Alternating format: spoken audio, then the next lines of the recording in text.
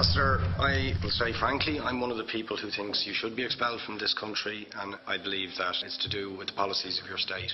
If I was Jewish and had never stepped foot in Israel, I could claim citizenship there tomorrow, but 6 million people whose origins are in what you now call Israel, who were forced out in 1947 or 48, do not have that right.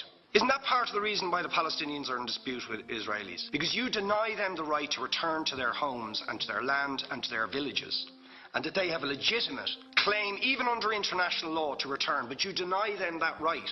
Why do you deny them that right? And why do you give that right to other people who have no connection whatsoever with the land, whether you call it Israel or whether you call it Palestine? Why do you continue to seize land, if you're serious about Oslo and the two-state solution, which under that agreement is land designated to be Palestinian land? 500,000 people, most of which has taken place since Oslo. You allow that to happen. Why do you allow it to happen?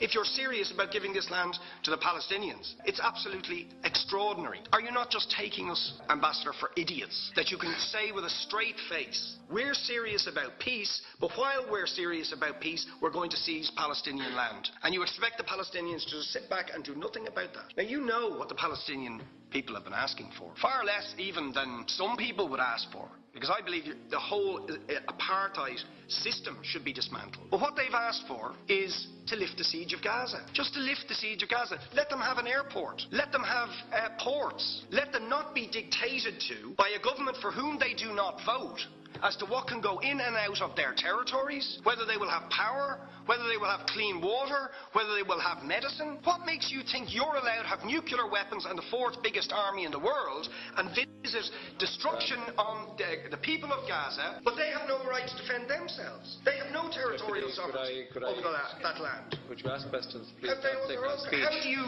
justify that? Yeah. All right. How do you justify those double standards? Very lastly, Ambassador, people like Bishop Tutu, Nelson Mandela, and I would certainly describe your state as a apartheid state, with different laws for people depending on their race or